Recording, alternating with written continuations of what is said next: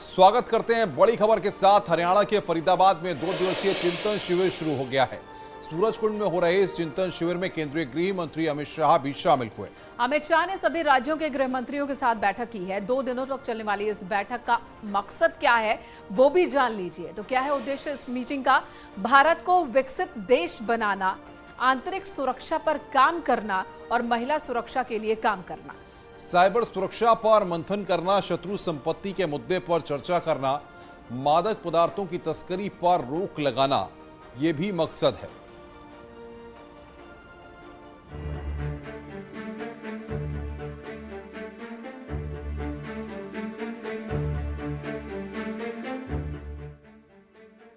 देश की आंतरिक सुरक्षा, महिला सुरक्षा और साइबर सुरक्षा जैसे मुद्दों पर चिंतन शिविर में मंथन हो रहा है। राष्ट्रीय नीति निर्माण और बेहतर योजनाओं को सुगम बनाना मकसद है। पुलिस में महिलाओं की संख्या बढ़ाने और महिला थानों के गठन जैसे फैसले पर फोकस किया जा रहा है और इसे पूरे देश में लागू करना मकसद है,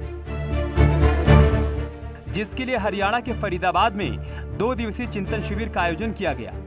सूरजकुंड में हो रहे इस शिविर में केंद्रीय गृह मंत्री अमित शाह भी शामिल हुए और अगले 25 सालों में देश के आंतरिक सुरक्षा के रोड मैप को लेकर चर्चा की गई। पूरे देश में इस प्रकार के अपराध जैसे साइबर अपराध है, नारकोटिक्स है, क्रॉस बॉर्डर टेररिज्म है, समाज के अंदर अलग अलग प्रकार के विखवाद फैलाकर समाज के अंदर विद्रोह करने वाले तत्वों के साथ हमें इनको नसीहत करने के लिए आगे बढ़ना हो। ये सारे एक दृष्टि से तो ये सारे अपराधों के लिए एक साझा रणनीति बनाने का अच्छा मंच बन सकता है।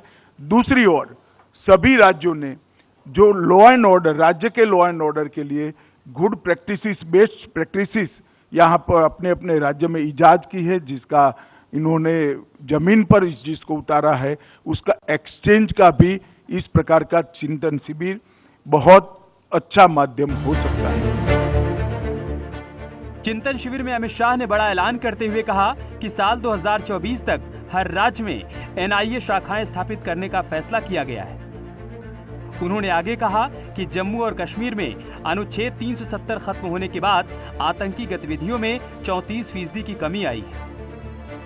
सुरक्षा बलों की मौत में 64% की कमी और नागरिक मौतों में 90% की कमी आई है और ये हमारे लिए बहुत बड़ी उपलब्धि है। पहले के 37 महीने और 5 अगस्त के बाद के 37 महीनों में आतंकवादी घटनाओं में 34% की कमी आई है। सुरक्षा बलों की मृत्यु में 64% की कमी आई है और नागरिकों की मृत्यु में 90% की कमी आई है। ये बहुत बड़ी उपलब्धि है। चाहे देश की बात हो या फिर उत्तर प्रदेश की, सुरक्षा को लेकर सरकार प्रतिबद्ध है। उत्तर प्रदेश में बीते 5.5 साल में कानून व्यवस्था के मोर्चे पर सरकार की सफलता के पीछे की कोशिश की कहानी मुख्यमंत्री योगी आदित्यनाथ ने भी अपने दूसरे राज्यों के गृह मंत्रियों के सामने रखी। उन्होंने बताया कि किस तरीके से प्रदेश में जीरो टॉलरेंस की नीति के तहत माफिया और अपराधियों की काली कमाई से जुटाई गई संपत्तियों पर बुलडोजर चला और पूरे देश के लिए उदाहरण बना। और एनसीआरबी की रिपोर्ट ने भी इस पर मुहर लगा दी है। चिंतन शिविर का मकसद राष्ट्रीय नीति निर्माण और बेहतर योजना को सुगम बनाना है। चाहे आंतरिक सुरक्षा हो या प्रदेश की सुरक्षा, चाहे महिला अपराध हो या फिर साइबर क्राइम, इन पर रोक के लिए चिंतन शिविर में मंथन किया गया। मीटिंग में पीएम मोदी वीडियो कॉन्फ्रेंसिंग के जरिए जुड़ेंगे तो अमित शाह ने शिविर को संबोधित किया। यूपी के मुख्यमंत्री योगी आदित्यनाथ और उत्तराखंड के सीएम पुष्कर सिंह धामी भी मौजूद थे और प्रदेश में जीरो टॉलरेंस की नीति को बल दिया गया। Bureau report, news 18।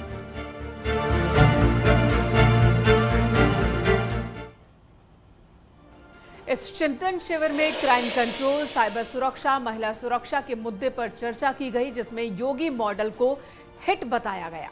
कल ही एनसीआरबी की रिपोर्ट में योगी के जीरो टॉलरेंस की नीति पर मोहर लगी। एनसीआरबी के मुताबिक महिला अपराध में 6.2% की कमी आई है। वहीं बाल अपराधों की बात की जाए तो एनसीआरबी की रिपोर्ट के मुताबिक 11.11% की कमी दर्ज की गई है। साइबर क्राइम में भी 22.6% की कमी दर्ज की गई। उत्तर प्रदेश में सांप्रदायिक सौहार्द बरकरार है। केवल एक सांप्रदायिक हिंसा की घटना हुई है। और लगातार माफियाओं पर शिकंजा कसा जा रहा है। तो ट्विटर पर छाया हैशटैग योगी मॉडल अगेंस्ट क्राइम। ट्विटर पर टॉप ट्रेंड कर रहा है, नंबर 1 बना हुआ है ये हैशटैग। गृह मंत्रियों की बैठक में भी सीएम योगी आदित्यनाथ की तारीफ हुई है। और बैठक के पहले दिन ट्विटर पर योगी मॉडल हिट रहा है। दूसरे राज्य योगी मॉडल को फॉलो कर रहे हैं।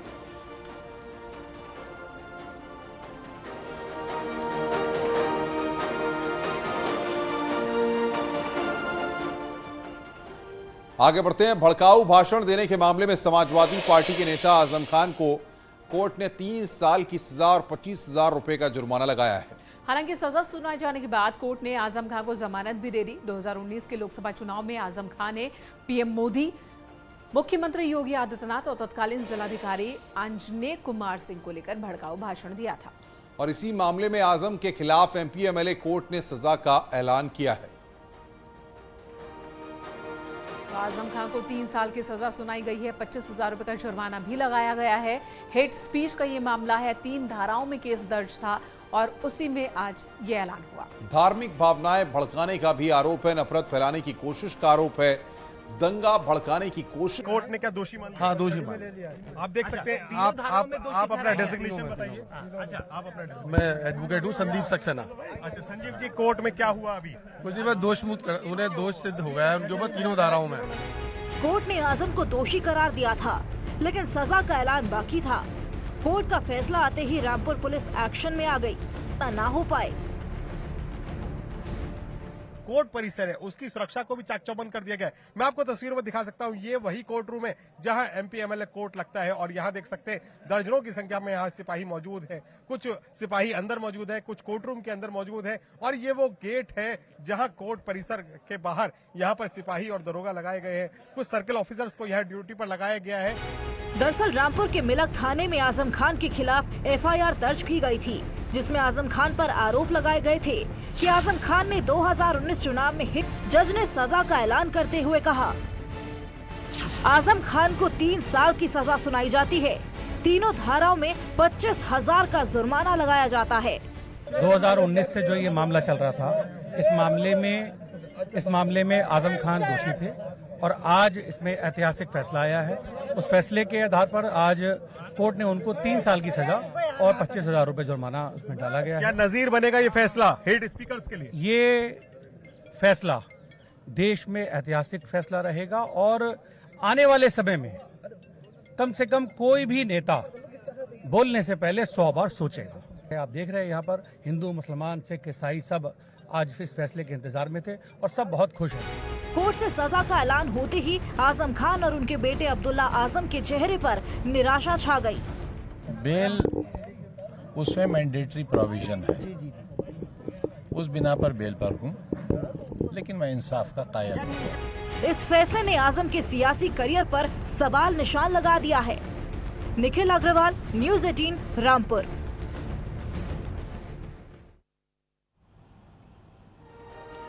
भड़काऊ भाषण देने के मामले में समाजवादी पार्टी विधायक आजम खान दोषी करार दिए गए हैं। कोर्ट ने उन्हें इस मामले में 3 साल की सजा सुनाई है। हालांकि आजम को जमानत भी मिल गई, लेकिन उनकी विधायकी भी हाथ से जा सकती है। इसके लिए प्रावधान क्या है वो भी आप समझ लीजिए। 3 साल की सजा पर 6 साल तक नहीं लड़ सकते हैं चुनाव। एमएलए या सांसद हैं तो सजा होने पर अयोग्य हो जाते हैं। 3 साल की सजा पर विधायकी या सांसदी छोड़नी पड़ती है। आजम को 3 साल की सजा, विधायकी जाना लगभग तय है। आजम खान अब निचली अदालत का रुख कर सकते हैं।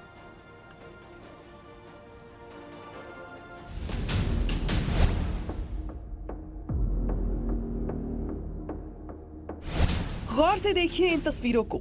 एमपी एमएलए कोर्ट से 3 साल की सजा का ऐलान होने के बाद आजम खान कोर्ट से बाहर निकले तो आजम के चेहरे पर चिंता की लकीरें और परेशानी साफ देखी जा सकती थी। देखिए, जैसे ही आजम खान बाहर आए तो मीडिया ने उन्हें घेर लिया, लेकिन आजम खान ने पहले अब्दुल्ला आजम को अपने पास बुलाया और उसके बाद बयान दिया। आजम खान से जब फैसले को लेकर सवाल किया गया तो उन्होंने कहा कि वो इंसाफ के कायल हैं। ये तो अभी पहला स्टेज है, वो फैसले के खिलाफ हायर कोर्ट में अपील करेंगे। कि ये मैक्सिमम पनिशमेंट था और बेल उसमें मैंडेटरी प्रोविजन है। उस बिना पर बेल पर हूँ, लेकिन मैं इंसाफ का कायल हूँ। आज सुबह से आजम खान को अंदेशा था कि कोर्ट का फैसला क्या होगा। यही कारण है कि आजम सुबह से परेशान थे और मीडिया से बेहद नपे तुले शब्दों में बात कर रहे थे। और शाम होते होते आजम के सियासी करियर पर बड़ा सवाल खड़ा हो गया। आजम को 2 साल से ज्यादा की सजा हुई, लिहाजा अब उन्हें विधायकी छोड़नी पड़ेगी। ऐसा है, ये जो सेक्शंस थे ये बेलेबल थे। अब बेलेबल ऑफेंस था, बट क्योंकि सजा सुनाई गई है तो पनिशमेंट तो पूरा सुनाया गया 3 साल का। उसमें बेलेबल के आधार पर अब ये कहा है कि यहाँ उन्होंने बेल दी और एक समय मांगा कि हमें एक समय दिया जाए जो कि हम अपील के लिए हमें उतने टाइम के लिए हमें बेल दी जाए, क्योंकि हमें अपील दायर करनी है।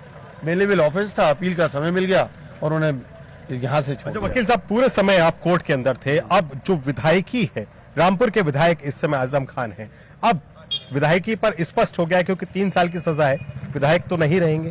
क्या प्रावधान है उसके लिए? देखिए, प्रावधान ये है कि 2 साल 1 दिन भी अगर सजा सुना दी जाती है किसी भी संवैधानिक पद पर जो आसीन है तो उसका वो पद जो है वो ऑटोमेटिकली समाप्त हो जाता है। आजम खान ने ये साफ कर दिया कि वो फैसले के खिलाफ हायर कोर्ट में अपील करेंगे, लेकिन आजम के खिलाफ इस फैसले को नजीर के तौर पर देखा जा रहा है। न्यूज़ 18 के पास वो वीडियो भी है जिसमें आजम बेहद भड़काऊ बयानबाजी करते हुए दिखाई दे रहे हैं, लेकिन हम आपको ये भड़काऊ बयानबाजी नहीं सुनाना चाहते। अपनी स्पीच में आजम खान ने न सिर्फ पीएम मोदी पर बल्कि रामपुर के तत्कालीन डीएम पर भी बेहद अभद्र भाषा का इस्तेमाल किया है। साल 2019 में रामपुर में अंजनेय कुमार सिंह डीएम के पद पर तैनात थे। बीजेपी नेता आकाश सक्सेना ने आजम खान के खिलाफ चुनाव आयोग में शिकायत की थी, जिसके बाद मिलक थाने में एफआईआर दर्ज की गई थी। आजम खान के विधायक जाने का बड़ा असर हो सकता है। समाजवादी पार्टी निकाय चुनाव में अल्पसंख्यक वोट बैंक के बीच प्रभावी स्थिति बनाने की कोशिश में थी। पिछले दिनों विधानसभा सत्र के दौरान भी समाजवादी पार्टी के मुखिया अखिलेश यादव ने राजभवन जाकर आजम खान को निशाना बनाए जाने का आरोप लगाया था। अखिलेश यादव ने विधानसभा से समाजवादी पार्टी कार्यालय तक पैदल मार्च कर विरोध जताया था। साफ है कि निकाय चुनाव और आने वाले लोकसभा चुनाव में आजम खान एसपी के लिए बेहद अहम साबित हो सकते थे, लेकिन अब आजम को विधायकी छोड़नी पड़ेगी, जिससे समाजवादी पार्टी के सियासी मंसूबों पर पानी फिरता दिखाई देने लगा है। आजम खान साफ कर चुके हैं कि वो ऊपरी अदालत में फैसले को चुनौती देंगे, लेकिन इस पूरे मामले में काफी वक्त लगेगा और तब तक आजम को विधायकी छोड़नी पड़ेगी। निखिल अग्रवाल, न्यूज़ 18, रामपुर। अखिलेश यादव को चुनाव आयोग ने नोटिस भेजा है। आयोग ने उनके उस बयान पर जवाब मांगा है जिसमें अखिलेश ने यूपी की हर विधानसभा से 20,000 मुस्लिम यादवों के वोट काटने का आरोप लगाया था। चुनाव आयोग ने नोटिस भेजकर अखिलेश यादव से सबूत मांगे हैं। अखिलेश यादव ने हाल ही में कहा था कि चुनाव आयोग ने बीजेपी के इशारे पर यूपी की हर विधानसभा से मुस्लिम और यादवों के 20,000 वोटर्स के नाम लिस्ट से हटा दिए। चुनाव आयोग ने अखिलेश यादव से दस्तावेज मांगे हैं जिससे साबित किया जा सके कि मतदाताओं के नाम डिलीट हुए हैं। अखिलेश से ईसी ने सबूत मांगे हैं। अखिलेश ने सरकार पर गंभीर आरोप लगाए थे, इलेक्शन कमीशन पर गंभीर आरोप लगाए थे। आरोप क्या थे कि हर विधानसभा से 20,000 मतदाताओं के नाम काटे गए और हर जगह पर 20,000 नाम काटने का आरोप अखिलेश यादव ने लगाया था, जिसमें मुस्लिम यादव के नाम काटने का आरोप लगाया गया था। यूपी विधानसभा चुनाव में करारी हार के बाद अखिलेश यादव ने चुनाव आयोग पर गंभीर आरोप लगाए थे। उनका कहना था कि बीजेपी के इशारे पर चुनाव आयोग ने हर विधानसभा क्षेत्र से 20,000 मुस्लिम और यादव मतदाताओं के वोट काट दिए। ऐसे में चुनाव आयोग ने मामले को गंभीरता से लेते हुए अखिलेश यादव को नोटिस जारी की है। आयोग ने अखिलेश यादव को 10 नवंबर तक का वक्त दिया है कि अखिलेश यादव चुनाव आयोग को काटे गए नामों की लिस्ट और विधानसभा क्षेत्र का नंबर उपलब्ध कराएं ताकि आरोपों की पुष्टि की जा सके। कैमरामैन जगदीश उप्रेती के साथ संदीप पांडे, न्यूज़ 18, दिल्ली। और अखिलेश यादव को इलेक्शन कमीशन से नोटिस मिलने पर डिप्टी सीएम ब्रजेश पाठक का बयान भी सामने आया। उन्होंने कहा कि संवैधानिक संस्था पर इस तरह से आरोप लगाना ठीक नहीं है। ये बात कही है कि उत्तर प्रदेश की सभी विधानसभाओं में मुसलमानों और यादवों के वोट काटे गए हैं। आप इस बयान को कैसे देखते हैं? चुनाव आयोग ने उनको नोटिस भी हालांकि भेजा और ये कहा गया है कुछ प्रमाण उसका पेश करें। हम इसको केवल हार की खींच के रूप में देखते हैं और संवैधानिक संस्था पर इस प्रकार के आरोप प्रत्यारोप लगाना मैं बिल्कुल जायज़ नहीं ठहराता। जब तक आपके पास कोई ऐसा तथ्य नहीं है, आप ऐसे कहेंगे तो कोई भी इसको उचित नहीं ठहराएगा। और जैसे ही जवाब जाएगा निर्वाचन आयोग में, निर्वाचन आयोग जो भी फैसला लेना होगा लेगा, लेकिन मुझे नहीं लगता उनके पास इस प्रकार के कोई भी तथ्य होंगे। केंद्रीय रक्षा मंत्री राजनाथ सिंह जम्मू कश्मीर और लद्दाख के दौरे पर हैं। श्रीनगर के बड़गाम में भारतीय सेना की तरफ से आयोजित शौर्य दिवस कार्यक्रम में वो शामिल हुए। इस दौरान अपने संबोधन में उन्होंने कहा कि पाकिस्तान अपने कब्जे वाले कश्मीर में लोगों के खिलाफ अत्याचार कर रहा है और इसके परिणाम उसे भुगतने होंगे। रक्षा मंत्री ने कहा कि जम्मू और कश्मीर और लद्दाख के केंद्र शासित प्रदेशों में समग्र विकास का लक्ष्य पीओके के कुछ हिस्से जैसे गिलगित और बाल्टिस्तान तक पहुंचने के बाद हासिल किया जाएगा। शौर्य दिवस कार्यक्रम को संबोधित करते हुए उन्होंने कहा कि हमने अभी उत्तर की ओर चलना शुरू किया है। हमारी यात्रा तभी पूरी होगी जब हम 22 फरवरी 1949 को भारतीय संसद में सर्वसम्मति से पारित प्रस्ताव को लागू करेंगे और उसके अनुसार गिलगित और बाल्टिस्तान जैसे अपने शेष हिस्सों तक पहुंचेंगे।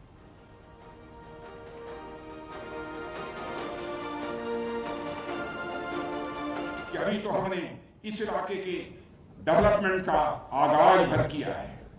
अभी तो हमने उत्तर दिशा की ओर चलना प्रारंभ कर दिया है। हमारी यात्रा तो तब पूरी होगी जब हम 22 फरवरी 1949 को भारतीय संसद में सर्वसम्मत पारित हुए प्रस्ताव को अमल में लाएंगे और उसके अनुरूप हम अपने बाकी बचे हिस्से जैसे गिलगित और बाल्टिस्तान तक पहुंचेंगे।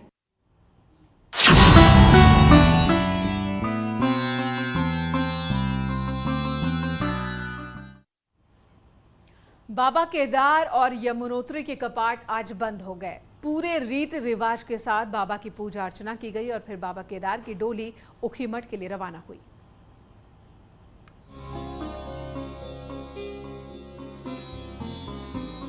बंद हुए 3 धामों के कपाट। 26 अक्टूबर को बंद हुए गंगोत्री धाम के कपाट। 27 अक्टूबर को बंद हुए यमुनोत्री धाम के कपाट। 27 अक्टूबर को ही बंद हुए बाबा केदार के द्वार।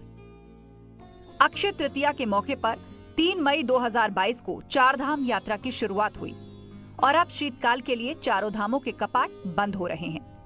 सबसे पहले 26 अक्टूबर को गंगोत्री धाम के कपाट 12:01 पर बंद हुए।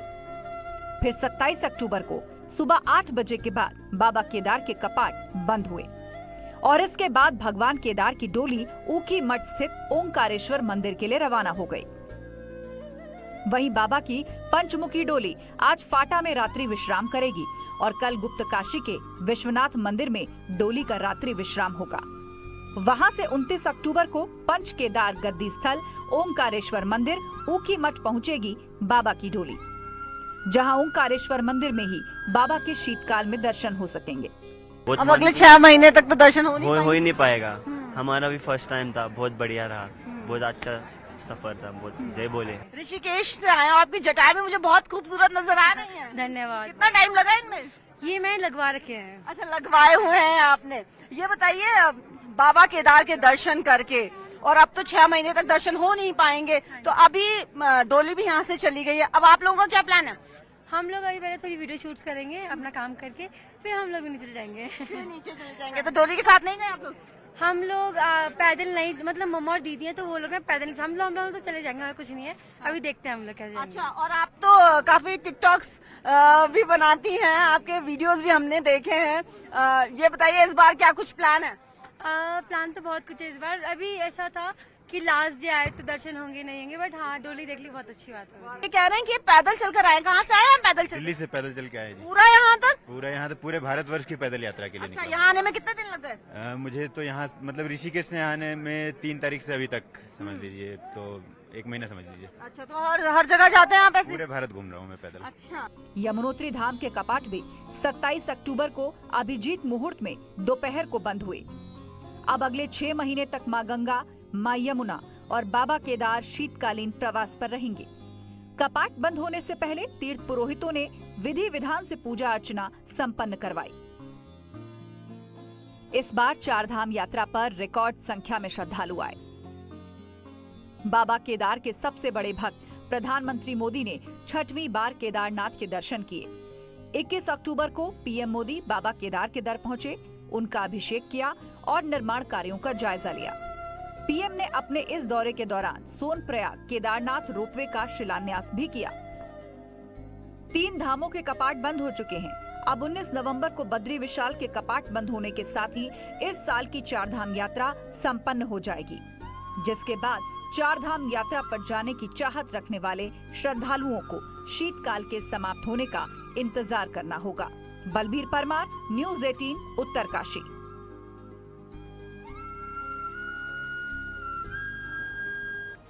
पीएम मोदी ने ब्रिटेन के पीएम से बातचीत की। ऋषि सुनक से पीएम मोदी ने बातचीत की है। पीएम मोदी ने ट्वीट करके जानकारी दी है। कार्यभार संभालने पर बधाई दी है। प्रधानमंत्री नरेंद्र मोदी ने ब्रिटेन के नए प्रधानमंत्री ऋषि सुनक को साझेदारी को और मजबूत करेंगे। ऋषि सुनक ने पीएम मोदी का आभार जताया। यूके और भारत में बहुत कुछ है, ये बात यहां पर कही गई है और पीएम मोदी ने ट्वीट करके इस बात की जानकारी दी है। तो यूके के साथ भारत की कई महत्वपूर्ण मुद्दों पर साझेदारी निभाता है और कई अहम डील पर इस वक्त चर्चा भी चल रही है दोनों देशों के बीच। और इस बीच ऋषि सुनक प्रधानमंत्री बने हैं ब्रिटेन के, जिसके बाद पीएम मोदी ने उन्हें बधाई दी थी और अब फोन पर उनकी बात हुई है और इस दौरान भी दोनों देशों के बीच साझेदारी को और मजबूत करने पर चर्चा हुई।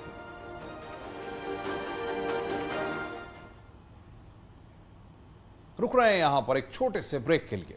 खबरों का सिलसिला जारी है।